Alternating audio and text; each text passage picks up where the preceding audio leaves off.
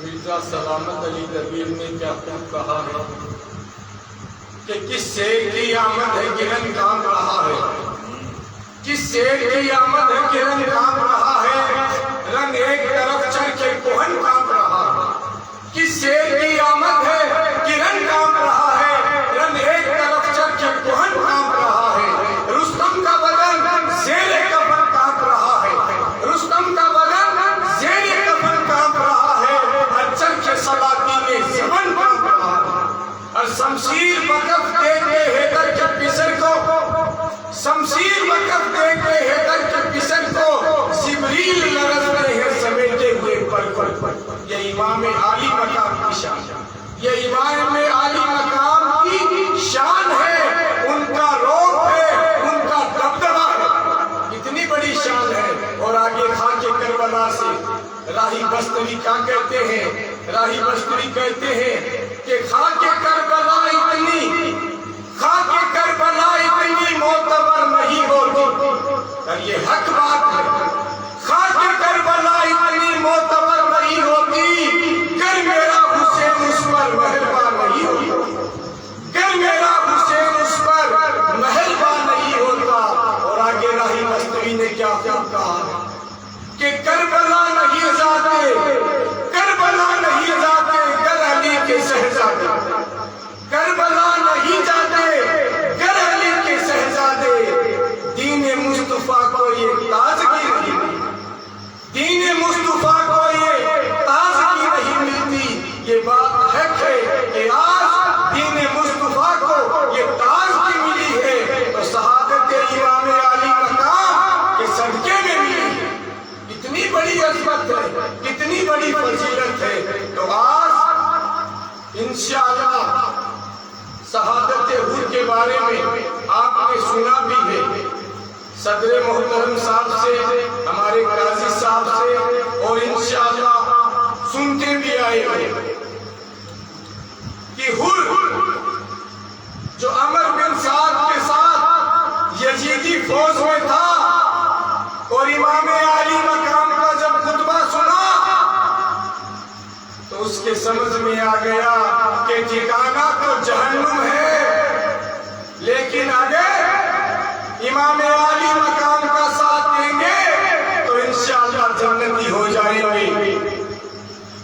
وہ گزارش کرتے ہیں کہ اے عالی مقام، اے امام حسین رضی اللہ تعالیٰ عنہ، اگر میں آپ کے ساتھ ہو جاؤں، آپ کے ساتھ ہو جاؤں تو کیا اللہ تبارک و تعالیٰ میری توبہ قبول کرے گا؟ اللہ تبارک و تعالیٰ مجھے معاف کر دے گا؟ کیا پیارے نبی صلی اللہ علیہ وسلم مجھے معاف کر دیں گے؟ کیا آپ مجھے معاف کر دیں گے؟ تو امام عالی مقام نے فرمایا، اے حور، اگر سچے دل سے توبہ کرتا ہے تو اللہ بھی معاف کر دیتا ہے، اور اللہ جس کو معاف کر دیتا ہے پیارے نبی صلی اللہ علیہ وسلم اسے معاف کر۔ تو حور جو یزیدی لشکر میں تھا اور چند لمحوں کے اندر جو جہنمی خیمے میں تھا، اور چند لمحوں میں امام عالی مقام کے ساتھ آ کر اس نے اپنا ٹھکانہ جنت میں بنا لیا۔ یہ نعرہ حور کا تھا جب یزیدی فوج سے نکلا کہ دیکھو یوں نکلتے ہیں جہنم سے خدا والے۔ کیا کہا انہوں نے کہ دیکھو یوں نکلتے ہیں جہنم سے خدا والے۔ دیکھو اگر جنتی ہونا چاہتے ہو، جنت مقام بنانا چاہتے ہو، جنت میں جانا چاہتے ہو تو نانا کی اہل بیت سے محبت کرنی ہوگی، پنجتن پاک سے محبت کرنی ہوگی، شہید کربلا سے محبت کرنی ہوگی۔ چند لمحوں میں جو شخص اپنا ٹھکانہ جہنم میں بنا رکھا تھا، اور چند لمحوں کے اندر انہیں جنت کا سرٹیفکیٹ ہے، کتنی بڑی شان ہے۔ تو آگے شاعر نے کیا خوب کہا ہے، حقیقت میں خدا ان کا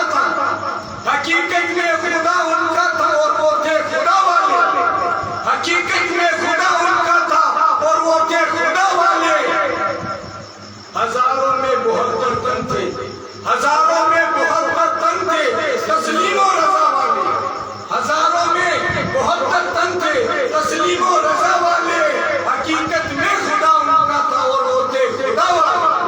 اور آگے شاعر کہتا ہے یہ نعرہ حر کا تھا جب یزیدی فوج سے نکلا، یہ نعرہ حر کا تھا جب وہ شامی فوج سے نکلا کہ دیکھو یوں نکلتے ہیں جہنم سے خدا والے۔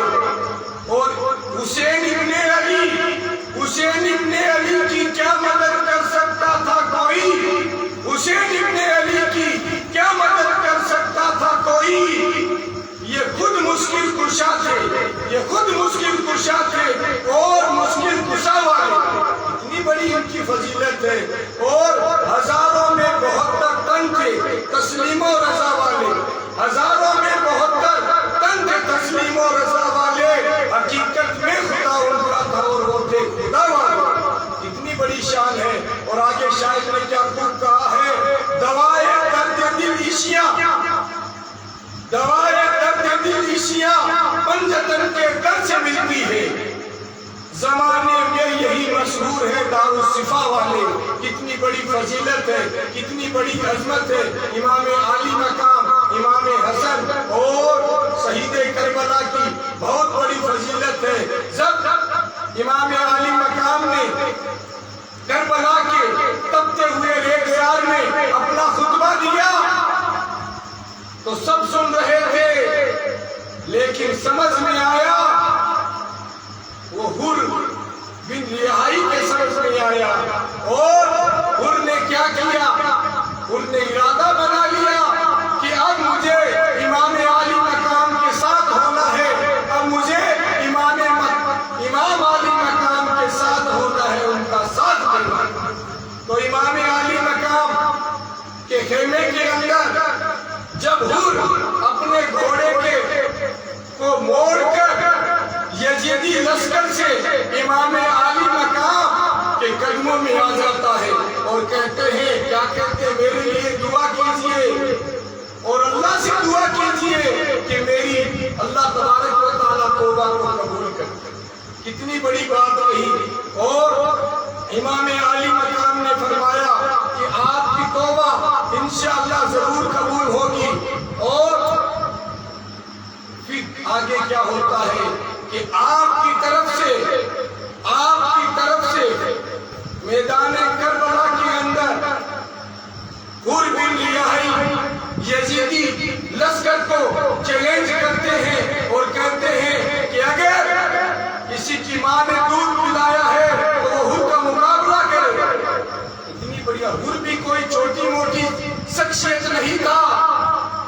عمر بن سعد کا آدمی، عمر بن سعد یزیدی لشکر کا جنرل تھا، اور جو جنرل کا آدمی ہوتا ہے وہ کوئی چھوٹا موٹا نہیں ہوتا ہے، وہ بھی بہادر جنگجو اور جانباز تھا۔ اور آگے جب حر نے ان کو للکارا، تو عمر بن سعد نے کہا کہ ہوشیار رہنا، یہ حر ہے، ہوشیار رہنا، اس کا مقابلہ بڑی شاندار انداز سے کرنا ہے۔ اور آگے حر نے کہا، عمر بن سعد اس بات کو، عمر بن سعد بھی اس بات کو جانتا تھا۔ کیا جانتا تھا؟ کہ حر بھی کوئی چھوٹی موٹی چیز نہیں ہے، حر بھی ایک بہادر ہے۔ اور آگے پھر مقابلہ شروع ہوتا ہے، اور حر نے اپنے جانباز طریقے سے ایک ایک کر کے ہزاروں یزیدی بھیڑیوں کو واصل جہنم کر دیا۔ اور پھر بہت سارے، یہاں تک کہ کتابوں میں، تاریخوں میں پڑھا ہے کہ 1000 سے زیادہ لوگوں نے ساتھ مل کر حر پر حملہ کرتے ہیں اور حر شہادت کا جام پی۔ اتنی بڑی بات ہے، اتنی بڑی فضیلت ہے۔ پیارے نبی صلی اللہ تعالی علیہ وسلم کے نواسے امام عالی مقام کے ساتھ 72 لوگ تھے، اور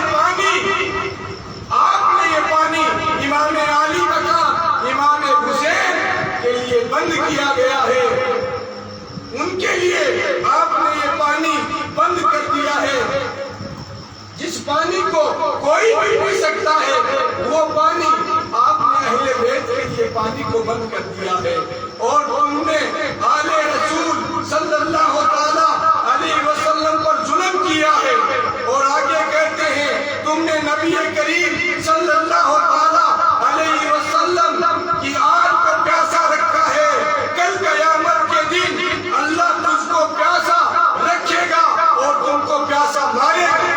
یہ بات، یہ خطبہ حور بن ریاحی کربلا کے میدان میں دے رہے ہیں، اور آگے کہہ رہے ہیں اب بھی موقع ہے، اب بھی موقع ہے کہ سچے دل سے توبہ کر لو، اور سچے دل سے توبہ کر کے نواسہ رسول صلی اللہ تعالیٰ علیہ وسلم پر ظلم اور جبر مت کرو۔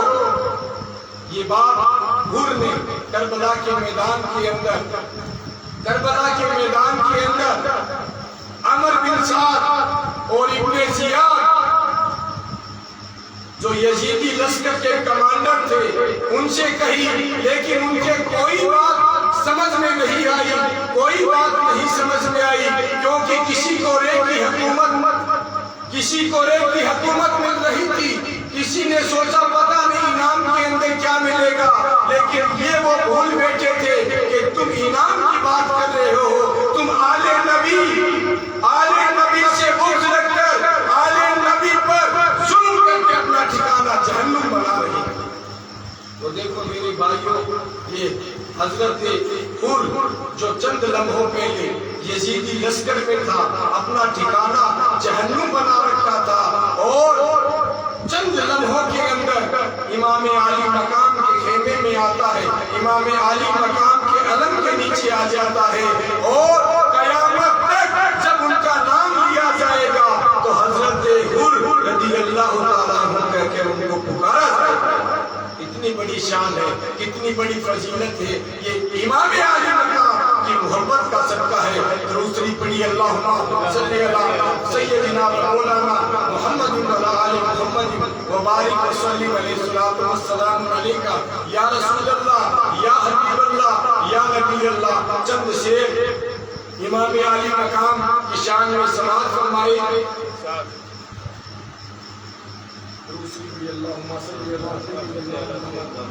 کہ جو دہکتی ریت کے سولوں پہ سویا وہ حسین، جو دہکتی ریت کے سولوں پہ سویا وہ حسین، جو جوان بیٹے کی میت پر نہ رویا وہ حسین، جو دہکتی آگ کے سولوں پہ سویا وہ حسین، جو دہکتی آگ کے سولوں پہ سویا وہ حسین، جو جوان بیٹے کی میت پر نہ رویا وہ حسین، جس نے اپنے خون سے دنیا کو دھویا وہ حسین، جس نے اپنے خون سے دنیا کو دھویا وہ حسین، جس نے سب کچھ کھو کے بھی کچھ بھی نہ کھویا وہ حسین، مرتبہ اسلام کا جس نے دوبارہ کر دیا، مرتبہ اسلام کا جس نے دوبارہ کر دیا، ارے خون کے جس نے دو عالم میں اجالا کر، خون کے جس نے دو عالم میں اجالا کر دیا۔ اور شاعر مشرق و مغرب آپ کی شان میں کیا کہتے ہیں کہ قتل حسین اصل میں مرگ یزید ہے، قتل حسین اصل میں مرگ یزید ہے۔ اسلام زندہ ہوتا ہے ہر کربلا کے بعد، اسلام زندہ ہوتا ہے ہر کربلا کے بعد۔ اور ہمارے دادا جی قبلہ حاجی فیض محمد فیض چیف شیخ حاجی صاحب کی لکھی ہوئی منقبت امام عالی مقام کی شان میں وہ کیا کہتے ہیں؟ حسین حاکم و حق کو ہے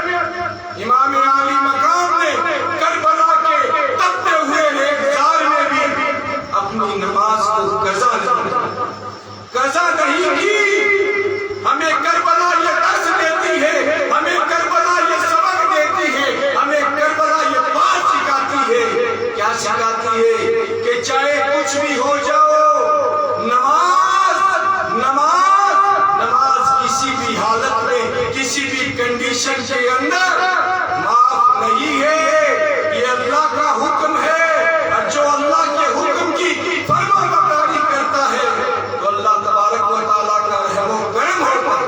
کربلا کے میدان میں تپتے ہوئے ریگزار میں امام عالی مقام میں ایک وقت کی نماز قضا تو دور کی بات ہے، ایک منٹ بھی اوپر نیچے نہیں ہوئی، بلکہ بعض زمان آپ نے نماز ادا کی۔ اتنی بڑی شان ہے۔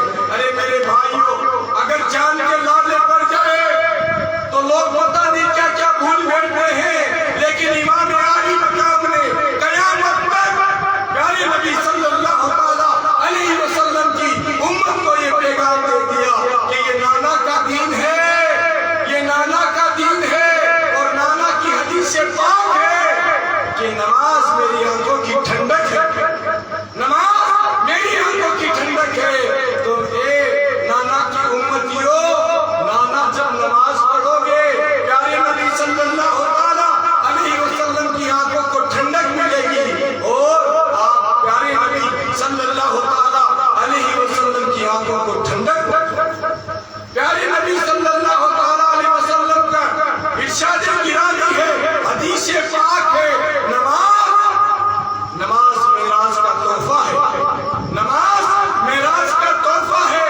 اور حکم قرآن کریم فرقان حمید میں اللہ تبارک و تعالیٰ نے بذریعہ وحی جبریل علیہ السلام کے آقا کے پاس لے کر آئے، لیکن جب نماز کی بات آئی تو اللہ تبارک و تعالیٰ نے اپنے محبوب کو وہ آسمانوں کا مقدس سفر، ایسا سفر جو آدم سے لگا کر عیسیٰ تک کسی نبی کو مقدر نہیں بنا، نہ کسی نبی کے کو یہ معجزہ ملا، لیکن اللہ تبارک و تعالیٰ نے معراج کی رات پیارے نبی صلی اللہ علیہ وسلم کو بلا کر نماز کا تحفہ دیا۔ تو کربلا کا میدان ہمیں یہی سبق دیتا ہے، امام عالی مقام ہمیں یہی سبق دیتے ہیں، یہی بات بنایا ہے کہ چاہے کچھ بھی ہو جاؤ، نماز کسی بھی حالت میں نہ مرد پر معاف ہے نہ عورت پر معاف ہے۔ دو کنڈیشن کے اندر حدیث پاک میں آیا ہے کہ دو کنڈیشن میں، یعنی عورتوں کے لیے حیض و نفاس کی حالت میں نماز معاف ہے، باقی کسی بھی کنڈیشن میں نماز معاف نہیں ہے۔ تو میرے بھائیوں، اس ذکر کی فضیلت، اس ذکر کے